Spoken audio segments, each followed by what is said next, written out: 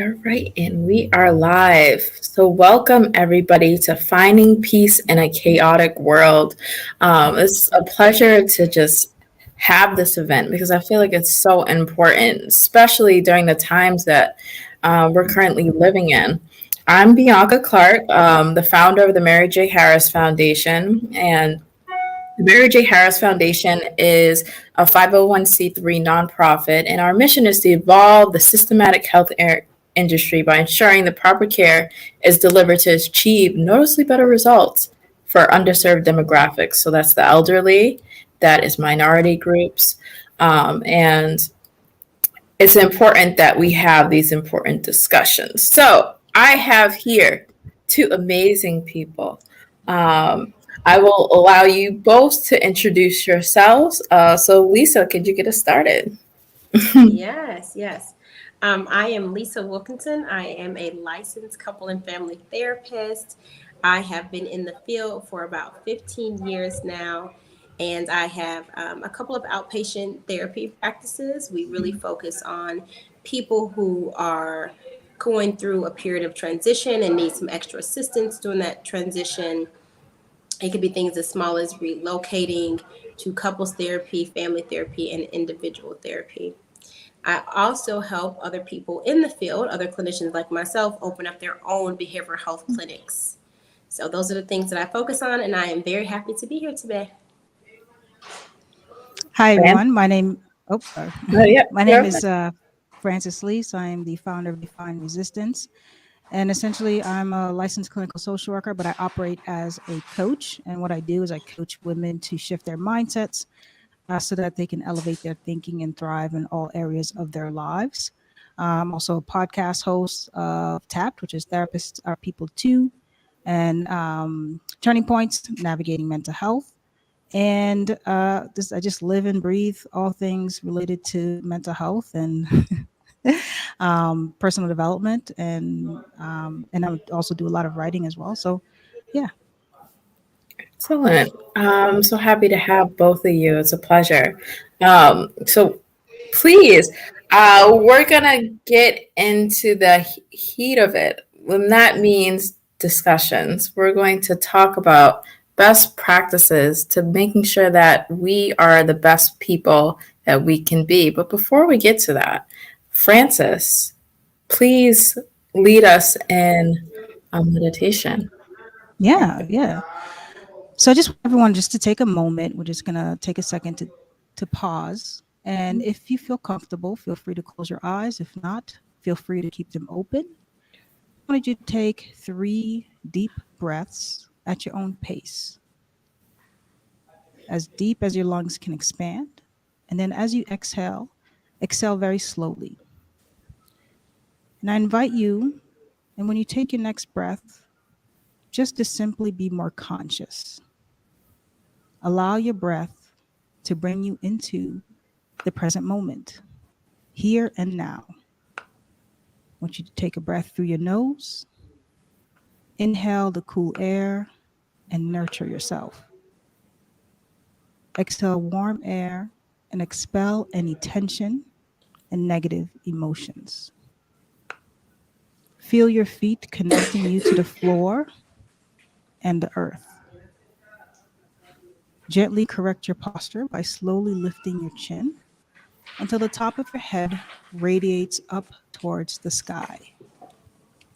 And just relax your shoulders down like ice melting in a hot spring and feel your neck grow long.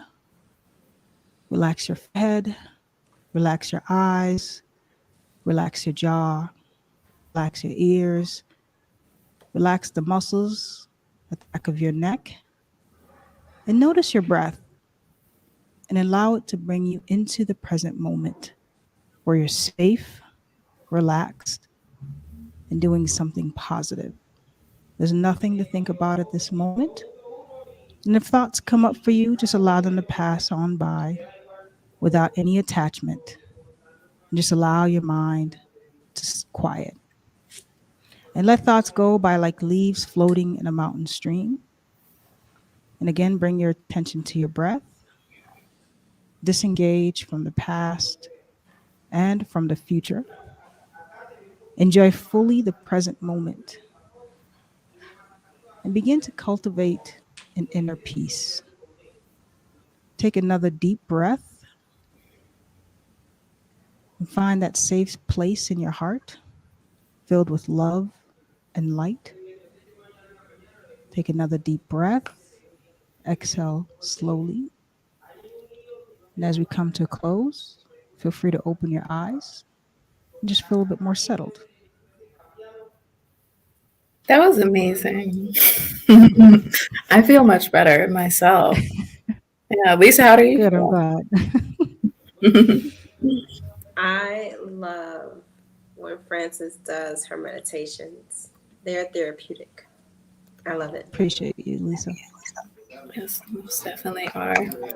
So, one of the biggest topics that you hear right now is the psychological impacts of the pandemic.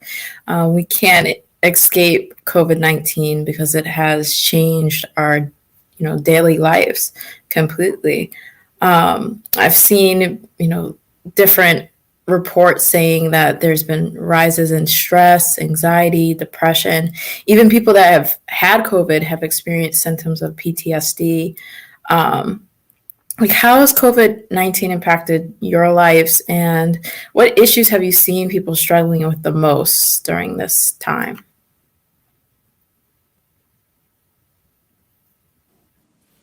I think the thing that people probably struggle with the most that I've seen is the feeling of feeling overworked. Mm, A lot of the population that I work with is working full time. A lot of them did not necessarily stop working during the pandemic. So it is feeling, a lot of them feeling overworked, feeling unsupported. A lot of them are having to make adjustments with their children as far as education, making some decisions about at this point, making some decisions about vaccinations, making some decisions about where they should go to school based on what the rules are. So it's a lot of not only individual transitions and what that looks like, but also family transitions and how COVID-19 has impacted their family life as a whole. mm, Yeah, and I've noticed, aside from just the anxieties that have come about, but a lot of people have just been thinking about their lives and purpose. So I've seen a lot of people trying to get a bit deeper understanding of themselves, what they really want out of life, and realizing that the trajectory that they were on wasn't wasn't either healthy for them, wasn't where they wanted to be. So I've noticed a lot of folks gaining a lot of epiphanies, realizations, discovering things about themselves, and wanting to make those changes. So I see a lot of people just thinking about purpose and meaning. mm. Yeah, that's so great that you mentioned that, because speaking for myself, I feel like that's what I mostly got out of that situation. It was definitely like a self discovery moment. And so it really made me, I was almost taken aback. Like, something so negative is also so impactful. Um, so, what are some of the best practices that you advise those people going through those different situations to manage those situations? Whether it's, I'm speaking from experience. I've spoken to a mother who, she said, I it's keeping me up at night because I want to go get the vaccine, but I'm unsure about it. And I have to make the decision for my family, because if I do it, then my husband's going to do it. My kids are going to do it. So this decision is based on me. That's a lot of stress and things to put on somebody, especially because, I mean, like, anything could happen. So it's a really important that we have these discussions. So any thoughts there on, best practices? One thing I will say that I think has come out of COVID-19 that it's in the positive is that people are more aware that this has been, people are more aware of their mental health, right? Mental health has always been there, of course. But I think there is that people are looking a little bit, like you said, doing some deeper thoughts about thinking more along the lines of how does this affect their mental health? How does this make them feel? Is it causing stress? And I think because of that, I think self-awareness often builds empathy. Mm, And I think because of that, people are more patient with themselves and even patient with those people around them. Even something as small as people working from home. If you were maybe to 3 years ago call someone and there was a child in the background, or there was dogs barking in the background, any of those things, you'd have thought, oh, that person was, not paying as much attention to me. Where now I think there's an understanding like, oh, they're probably working from home. This is a stressor. I want to make sure that I'm more patient with them, maybe than people would have been 3 to 5 years ago, where working from home was seen more as a luxury mm, from someone who has worked home for years, right? Worked from right. home for years is seen more as a luxury, like, oh, you get to do that more as this is sort of in some ways a necessity for my family and I. So I think taking that same vein about being patient with other people is being patient with yourself and your timeline about decision making, and being more patient with yourself and a bit more forgiving with yourself in some ways. That is true. I think seen the workplace become a little bit more human because, like, people had kids way before COVID-19. People had dogs, they had pets, they had responsibilities, and it's like now it's like, oh, I'm happy that you're taking care of that. And it's sad that we had to experience this, but I guess, like I said, some positives have come from such a negative situation. But yeah, it's definitely brought back empathy in that retrospect. Yeah, and when I think, and I love all the things that you just said, Lisa.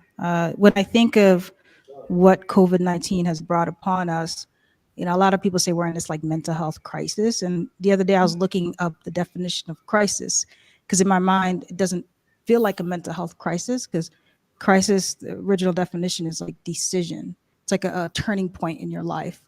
And so a lot of these things that are happening to us are turning points. They're feedback to what the things that we need to actually change or go deeper into. So a lot of people who are wavering in terms of making decisions, trust your intuition. I think there's been a lot of distraction that has distracted us from actually connecting to our intuition. And so reconnecting to that and feel good about what you want to do and not getting sidetracked by any external forces, right?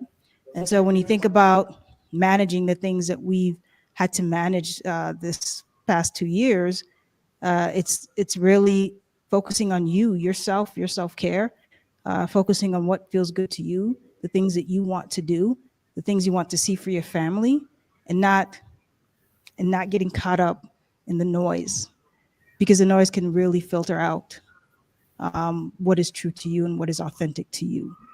You know, Yeah. So, how do you feel? Because some people might not understand, like, how do I reconnect with my intuition? Or for some people, they might even be cognitive that they're not connected to that intuitive side. it's a great question. Uh, Eliminating distractions. Mm, Honestly, yeah. we did a meditation. Doing things of that nature help you to pause and slow down. But if you're constantly running and gunning, if you're constantly doing things in form of escapism, that leads you further and further away from your intuition. So whether you're going out for a walk into nature, taking that 10 minutes, whether you're just pausing, taking that 10 minutes, putting your phone away, any kind of mindfulness activity will allow you to reconnect with your intuition. Often, what I'm realizing too is that a lot of the stress comes from wanting things to be different. And when you want things to be different, it stresses you out. But once you accept certain realities of things, it doesn't mean that you agree with it, but there are certain realities with the way that we move currently. And then you have to find ways to accept that. If you don't accept that, then you're going to be tug of war with either with yourself or with the people outside of you. You're going to be in constant conflict. So mindfulness activities, and try not to change reality because reality is the truth, right? To a certain degree. Oh, 100%. So in the news, I've been seeing that there's like a number of reports of people losing their jobs due to vaccination policies.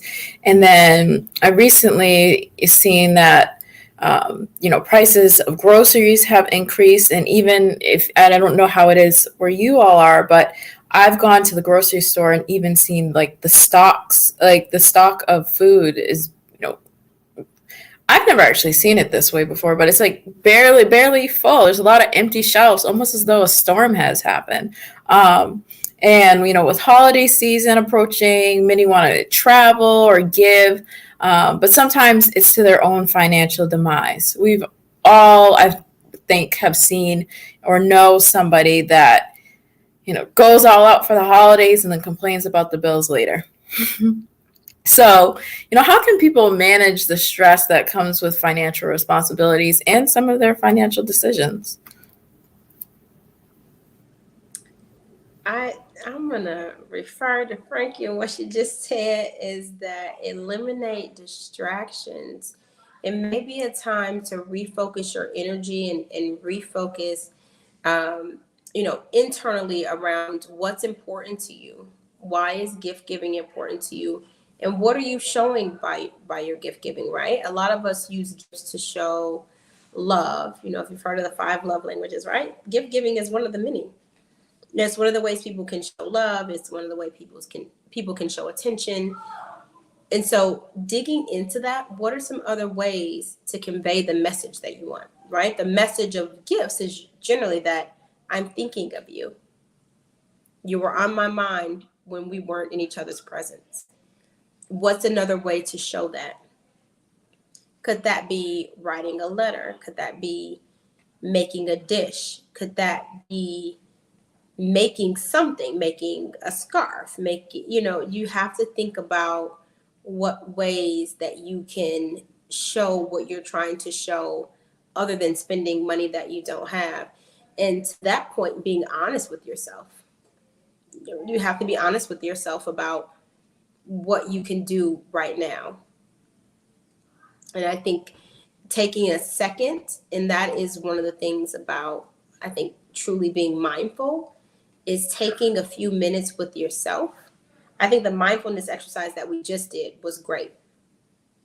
Do that throughout the day. Maybe there's some time for you to just really reconnect and ground yourself, because overbuying and overspending, to me, that's the definition of noise.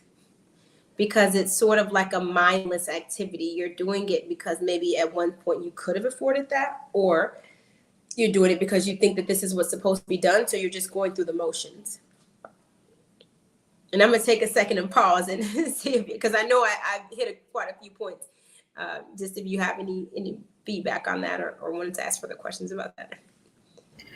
What I was going to say is, it's interesting that you mentioned the piece about like how people their love language and they give because of their love language, but there's also people that spend and buy things as a way of stress relief.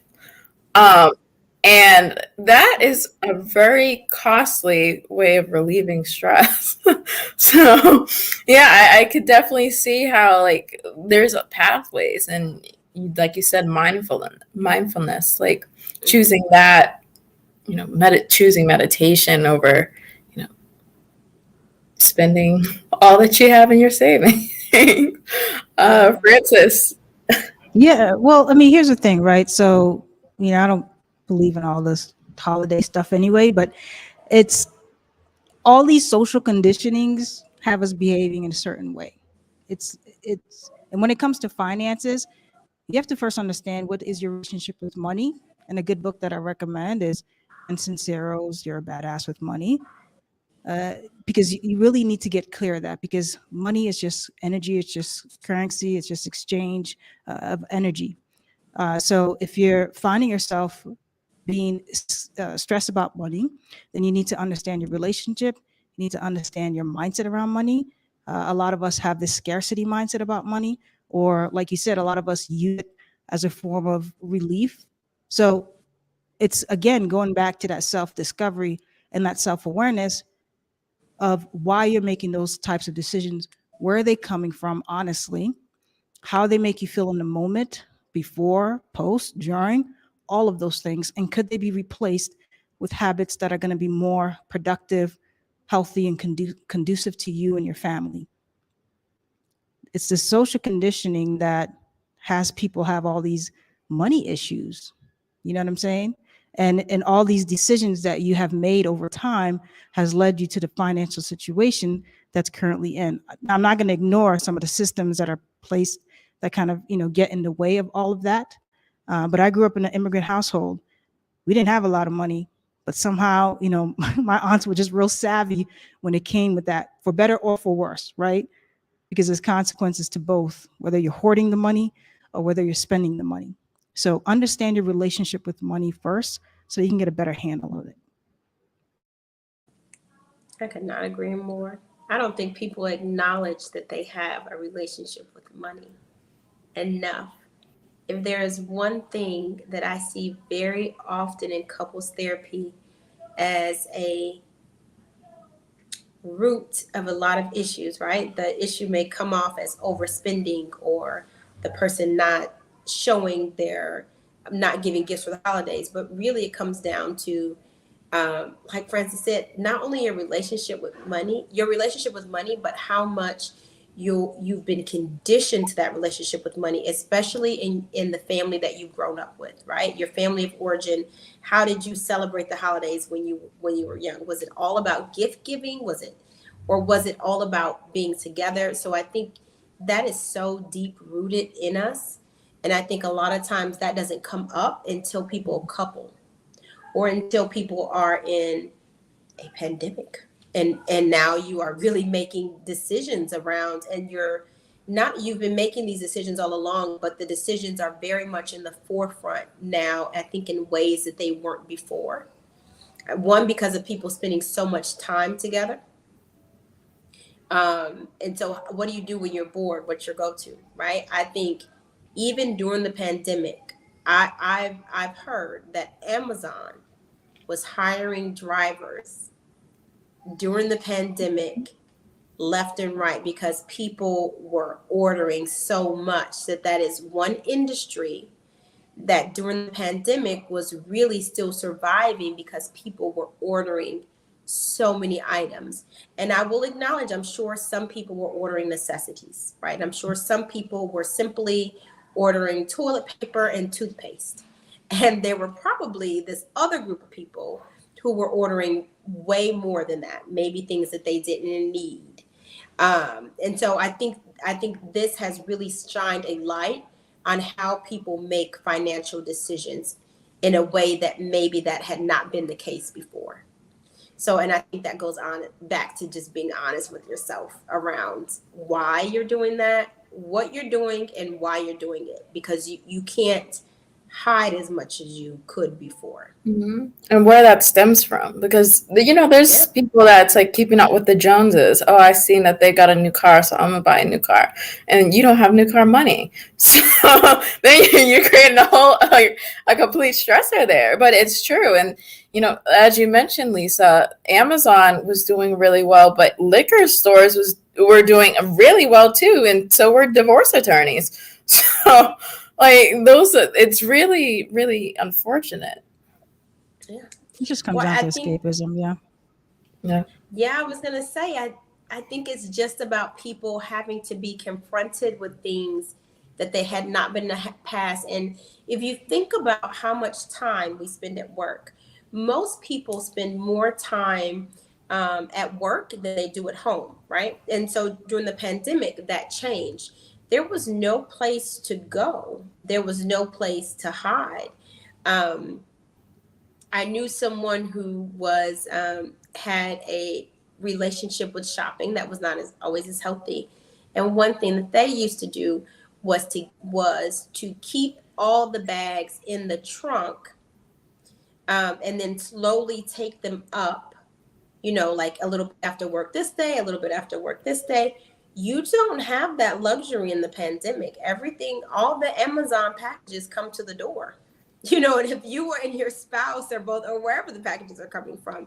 So I think it did force people to put a mirror in front of themselves that some people were probably not quite ready for. Yeah, and I think they're still trying to manage that, person in the mirror, because it's like a lot, like you said, a lot of times people don't want to come to grips with their reality or take a hold of it either. 100%. So speaking of, I know we touched on, life decisions and how things change over time, but one thing that I've seen come up, because I always ask questions. I was always one of those kids that always wanted to ask questions. So when I became an adult, I just knew certain things. And one thing I always grew up hearing from my parents is that there isn't a manual to raising children. And that always stuck in my head, like, okay, there's no manual to this. So when I decided to become a parent, just understand, like, you just go based off of what you know and your experience and what you think is best. But I mean, I can't imagine the level of stress that parents were experiencing during the pandemic. But just in general, like, kids are so glued to technology now, and through technology they have access to the entire world. And I hear young people know about certain things that I'm like, how do you know about this at this age? But the internet, like, they have access to everything. And so I notice even when I go out, I'll see a little baby start crying, and the moment the baby starts crying, the parent just here's the phone, and the kid's just like on it, and I'm like this is a 2-year-old, and it's just navigating a tablet or an iPhone like it's nothing. So to me, that's alarming. But I feel as though parents aren't as engaged. So what have you seen as far as dealing with different situations and parents getting re-engaged with parenting on top of the stresses that they're dealing with? I feel like you're looking at me. You felt the vibe. No, I can imagine it. It is stressful, especially for parents who. So one, I think we should take a step back and talk about first. People were a majority pre-pandemic. People were leaving your house in the morning, and either you or your partner taking your child to daycare. You work an 8.5 hour day, assuming 8 hours with the 30-minute break, right? 8.5 hours. And then you pick up your child at the end of that day. So you guys have been apart all day.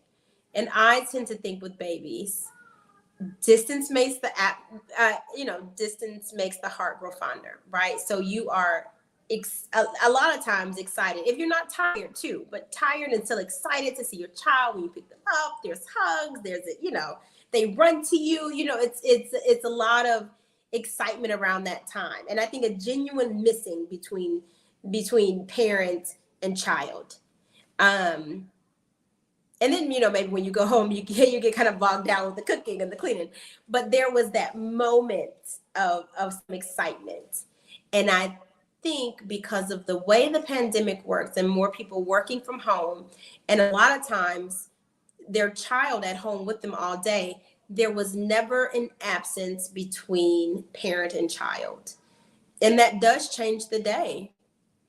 You do see your child in all of their stages. So I think in the beginning, there was a lot of excitement about seeing your child wake up and being with you all day. And I think at some point, and I'm speaking for parents of little babies, right? Toddler, young children, and I think even up to like 10. I have a 10-year-old niece, and I think there is excitement when you pick your child up, right? Hopefully that continues through high school. I'm not there yet. I don't know. But I think you miss all those points. You see your child when they, you're feeding them all throughout the day because they're eating throughout the day. You're there for every meal. You or your partner are prepping every meal. Right? Even if I told you guys, which is not very healthy, I survived off coffee and water until from like 6 a.m. to 6 p.m. That's not healthy, but with a little one, that's not even possible. You cannot, kids don't have that ability, right? There is a constant caretaking throughout the day when a lot of us still had to work at the same time. So I'm only saying that to say I think we missed that longing for your child throughout the day. You see them through every step. So I think part of that is reconnecting with your purpose, right? If you are with your child all day, you can find yourself being frustrating because kids can be frustrating sometimes. If you have a child of a toddler, they can throw tantrums. They still do that. You have a child of an 11-year-old, they're not doing their chores once they're off their computer, right? So I think there was some frustration around, we all need to make some changes, and the kids don't change in the same way. I mean, the pandemic for them was a lot of times staying at home and missing their friends, right? For an adult, it was a lot of responsibility of the things that you have to do throughout the day. And so, excuse me, I think part of that is remembering, when you're feeling frustrated as an adult, one, it's okay. I think we have to give ourselves that grace. We have to know that it's okay to be frustrated by your child having a tantrum. Now it's up to us as parents to learn more coping skills than maybe we had to learn before. So we have that responsibility, but I think when you're feeling frustrated with your child, one thing to do is to reconnect with your purpose. I think that goes to just meditating, coming back to yourself, taking some deep breaths, and figuring out, what am I so upset about? You find yourself having less patience with your child when you're having less patience with yourself, when you're having less patience with your partner, when you're having less patience with your job, when you're having less patience with your family, if they're judging you on your parenting, whatever the case may be. A lot of times we're not directly frustrated with the child themselves. It's all these things that are happening throughout the day. And then this little one who knows nothing of those things needs us in a way that we need to be. With a child, I really believe you have to be physically and emotionally present. And when you are not emotionally present for your child, I think children instinctively, and Francis earlier talked about intuition. Kids have intuition, and they don't deny it the way adults do. Kids intuitively know. Kids will know when you need a hug. Kids will know when energy is off. Kids will know all these little things that they don't even have the language to express, right? So a lot of that is just us really being able to manage the stress around what is really bothering us, refocusing on your parenting and your purpose with your child, right? And then using those stress management skills so that we can redirect and really figure out what is bothering us, right? Because a lot of times it's not going to be the child. Okay, that was a long response for a first-time mom, but go ahead. I love all the things that you said, Lisa. My son's older now; he's 23, and I remember we were having a really tough time when he was a freshman, and I had to do that inner work because the minute that I took more responsibility on myself and changed the relationship with myself, the relationship with my child changed. So this pandemic really kind of told parents to like step it up a little bit, right? And you might not like me saying that, but that's really what happened. We couldn't rely on certain things anymore. Certain things had the expiration date, right? After the game was done, after TV was done, what else? What else was there to do? So it really challenged parents to step up a little bit. It also challenged the kids to step up too. It challenged the whole nuclear family to kind of like step up. And, during the pandemic, I actually worked at a high school remotely providing counseling. And even a lot of these kids, they were going through a lot. It was very challenging for the young folks, especially like high school kids and all that. But I think it's so important to really have a support system in place, wherever you can find it, having conversations, candid conversations with your kids. What I'm finding is that parents just really like censor stuff and don't and not keep it real with their kids, especially kids in high school. Like, keep it real with your the young people around you. They're a lot smarter than you think. They can really handle a lot of things, and you're modeling a lot of this behavior as well, so keep that in mind. And a lot of kids, you had mentioned earlier that they got really attached to technology and everything else. So it's again to put away that technology, and let's get a little bit more creative in the household. Everybody has their boundaries, right? How can we support each other in this space right now? Because some of my kids, they were living on top of each other sometimes, right? The households were, they had parents had like 3, 4, 5 kids, but in 2, 3 bedroom apartments. So how do we create more boundaries, more space? How do we give people their own time to themselves? Like, how do we literally have to redesign your family life at that point, not get angry at it, not get frustrated at it. And that will happen. It comes up. And again, like Lisa said, let's get to the root, because usually what's really frustrating is totally something else. It just happens to be the people in front of you that's kind of like getting the hit of that. But it was time to like redesign the way that you did things in the household. And that was a challenge. And didn't, if you avoided taking that challenge on, you are going to have more stress, more friction, and more conflict. Yeah. To piggyback off that, you parent different when you have to parent from 6 a.m. to 8 a.m. and then again from 6 p.m. Through the night into the morning, than you do having basically 18 hours of parenting, right? And that's assuming they go to bed on time. But so I think it does look different for everybody involved. Yeah, and I think it's important too to have open conversations. So I was grateful enough to grow up in a family where my parents were like, well, really my mother, because that's how her parents raised her, is to have these open conversations. So she always was like, no, Bianca, tell me how you feel. And tell me how you feel very honestly. So I grew up to be, a woman that expresses how she feels very honestly. But as I grew up, I realized like not everybody didn't get that same, treatment growing up. And so I think it's important, like you said, for have open conversations with your family. Discuss what's going on in the household, what's bothering us, because sometimes it's like, oh, keep, what's going on in the house, but kids feel trapped. They feel like, well, I have no one that hears me. And I work with youth, and I think it's really important that youth have outlets, because there's a lot of kids, unfortunately, that are suffering from depression, anxiety. I mean, I recently seen in the news, it was a 9-year-old who committed suicide due to being bullied. And it's just like, those are heartbreaking stories.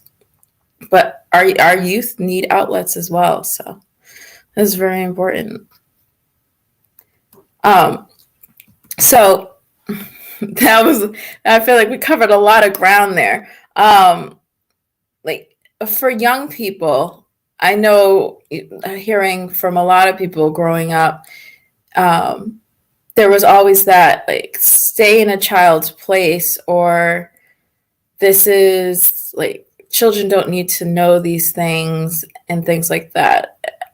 I know you mentioned candid conversations. Are there any boundaries that you think parents shouldn't include their kids in? Any conversations they should include their kids in, or situations?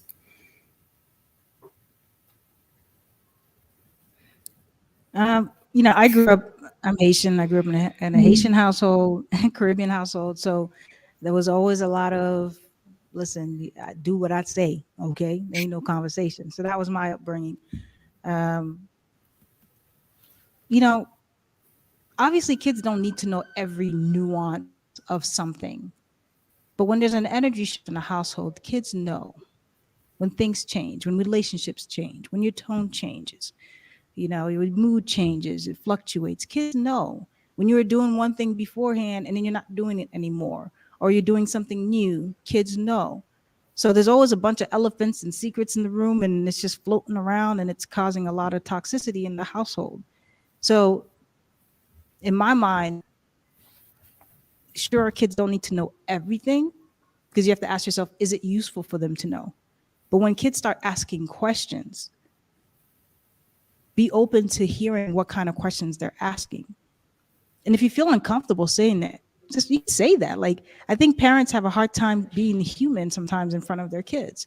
You can say, I don't have the answer for that. I'm not sure how to answer it, but I can come back and answer that at a different time. Or use whatever stage in development that they're in, use that type of language. You know, the way you'll talk to a 5-year-old is going to be different than talking to a 16-year-old. But don't be afraid to have that conversation, because the more the kid goes inward, the more stress and conflict that you're going to find having to deal with something even major down the line. And that's what a lot of my kids dealt with, right? It was like for them, they're living two different lives. With me, they could have these conversations with their friends. They might be able to have these conversations. They go home and everything's just shut down.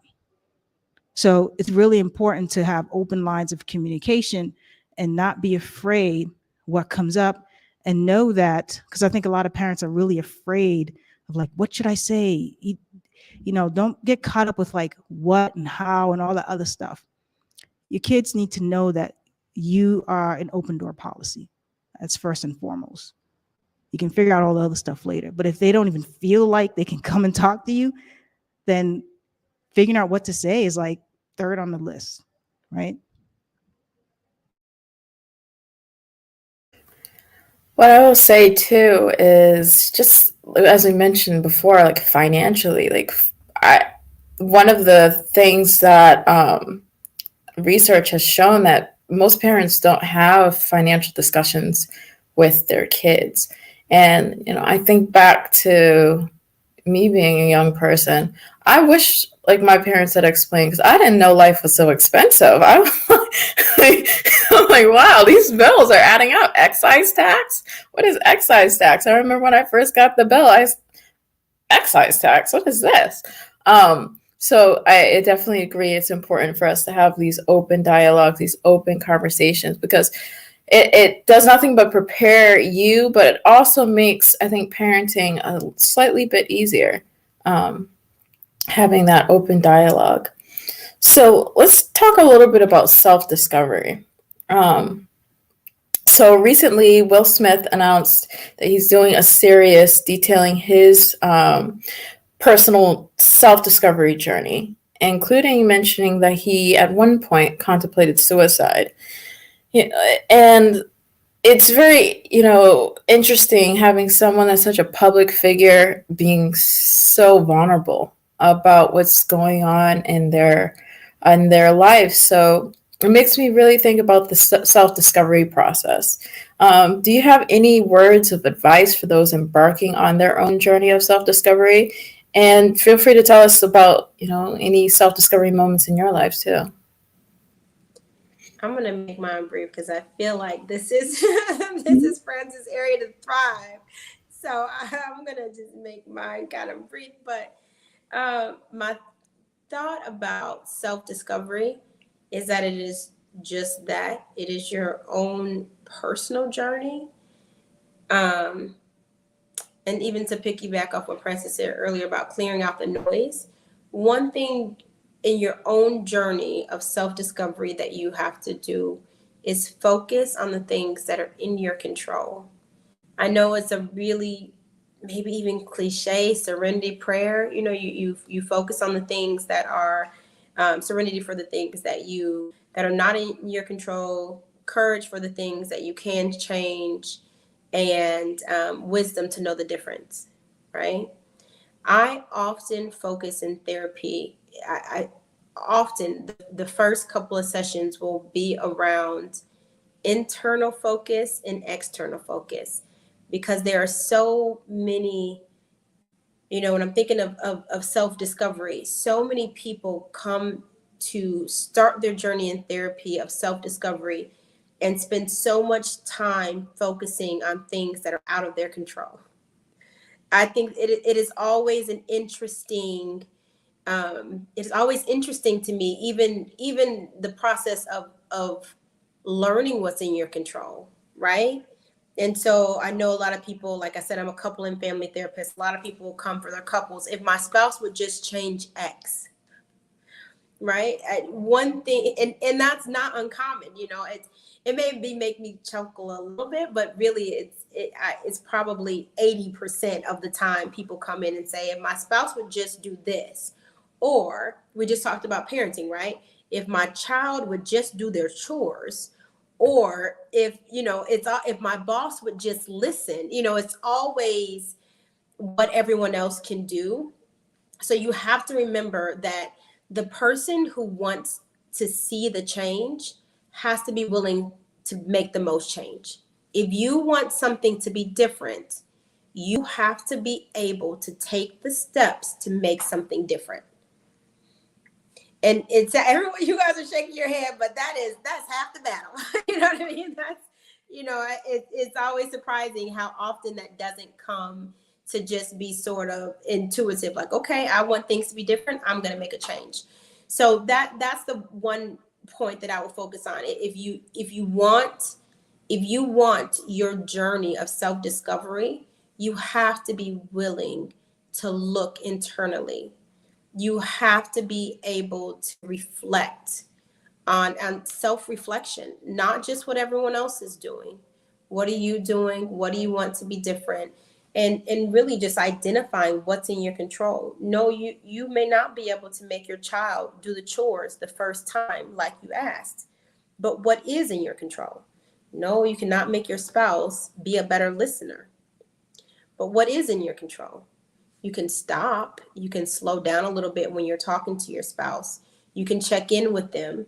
You cannot do like I'm doing now, like a soliloquy, like give 3 paragraphs, right? You can do 2 sentences at a time. You have to be willing to figure out what on this journey are you willing to give of yourself, because that journey it may sound easy, but it will pull on you. You have to put mirrors up in places that you may not have imagined or even been sure that you want to do.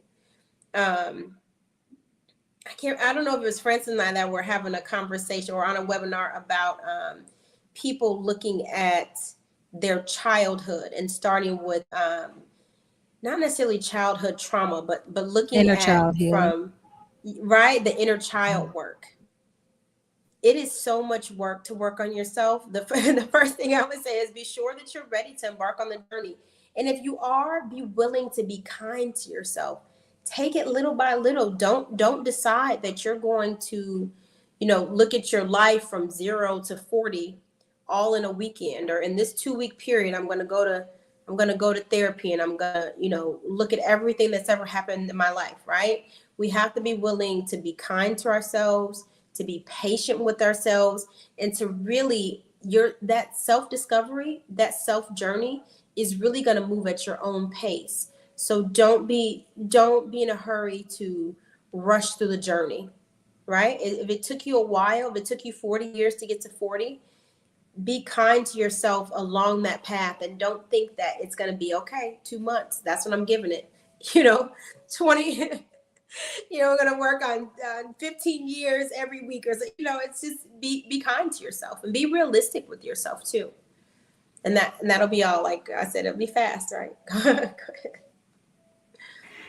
You had a lot of good points, Lisa. The thing about self-discovery is that I think a lot of people think, oh, once I discover, I'm done. I've had many self-discoveries. Right now I'm going through a spiritual evolution. So I think the first process, because you may not be ready, but you got to do it. You got to do it, because the things around you will never change. The very first thing is taking 100% responsibility and accountability for your life. When I did that, that's when things started to change. I stopped blaming. I stopped being in victimhood. I stopped saying, why me? I stopped having pity parties and all of that stuff. Okay. You did that already. So now it's time to do a different tune.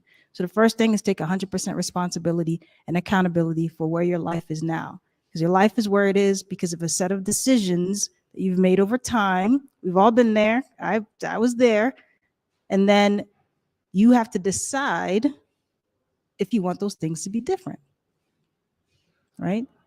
So once you do that, just be a little, just be curious.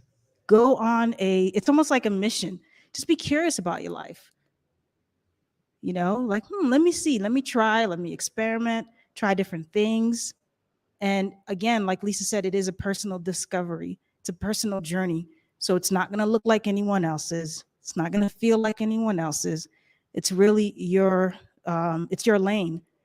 I mean, I bought a one-way ticket and I went to Thailand because I had too much noise. Like in 2016, I had to just get quiet. It doesn't have to be as drastic, but sometimes it does have to be that drastic where you just kind of like shut everything down. Hopefully you have some conversations with folks first, right? But ultimately, once you start taking accountability, you can really start making those changes. Whether it's some folks, want to lose weight. Some folks want better relationships. They want a partner. They want all these things, but they're not looking in the mirror. And relationships are great teachers. So on your self-discovery path, think about some romantic relationships that you've had. Things I'm sure came up, some challenges came up. Your partners may have asked of something. Maybe you've asked of something. Oftentimes, we want to, just like Lisa said, we want everything else around us to change. But it doesn't work that way. You're looking on the outside in, and you need to look from the inside out. So, I mean, I can go on and on about self-discovery. I'm not sure how much time we got, but just responsibility and accountability is the first step. You're on mute, Bianca. Ooh, I feel like taking control has been a common theme within our conversation. And I feel as though sometimes one thing that came to me, let me just circle back, is that we have to establish boundaries for ourselves, establish what makes us happy, because a lot of times we just operate in the race of the world. We're trying to go at the world's pace, and it's a marathon. It's not a sprint. So we're sprinting, and then we burn out, and then it's like, oh, I'm down and out. I'm going through these things, but just kind of keeping in mind that it's a marathon, and take control of your marathon. So. We're also on autopilot too. So you need to get off autopilot. You need to stop sprinting and then get off autopilot. If you're just kind of like going with the motions, things will not change. So because life becomes a routine sometimes, and some people, just that alone can drive people crazy. It's like we're in your environment that needs to be different to allow some of these changes to take place.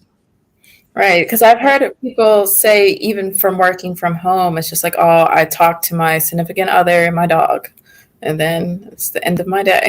And it sounds so sad, but it's reality, and then sometimes that routine becomes exhausting. Mm-hmm. Yeah, but if we think about the routine pre-pandemic, I was just thinking when you said on autopilot, that's what I think about. Getting everyone together for work, including yourself, dropping your kids off at daycare, at school, working all day, getting back in the car, picking up the kids, coming back, doing homework, eat dinner, and then before you know it, the night's over to do it all again, right? I think, when Francis said picking up your parenting game, to me, that's exactly what I heard I heard getting out of your routine and having to try something different, because you don't know what today's going to bring. You don't know if even if you found homeschooling for a week, if now that homeschooling is going to be closed because there was a surge, right? You don't know what day or what week you're going to be called back into work. I think that's what I think of when I think of being on autopilot. And this pandemic there were so many unknowns. We could not be in autopilot. We were forced each day to think about what we're going to do. I think of one of my professors saying, we categorize people and group people because we're cognitively lazy, right? So we think, okay, kids need to eat their vegetables. They need to do this. We're going to do this. The chores, it's homework chores, homework, dinner chores. We get into these things, and I think we can't be on autopilot the way things are now. Yeah, 100%. This has been an amazing conversation. I truly loved like talking to both of you, and I feel as though like this is a. I'm happy we had this dialogue. I'm happy we had this conversation. For those watching, you can follow us at Mary J. Harris Foundation. We're going to have a lot of we'll continue to have a lot of important dialogues, important conversations that includes about mental health. Lisa and Francis, please tell where we can find you. I am on Instagram at Wellness Consulting Group and also at LMW Therapy. You can find me at, my name's a little funky, but at Francis Lease on Instagram, or you can go to defineresistance.com. Thank you. Well, I hope everybody watching has a great night. And for those watching the replay, please reach out to us via social media. Always happy to answer questions and, help you find peace in this chaotic world that we live in. All right. Well, thank you for watching and have a lovely night. And for those watching the replay, day. All right. Thank you, Bianca. Of course. Thank you.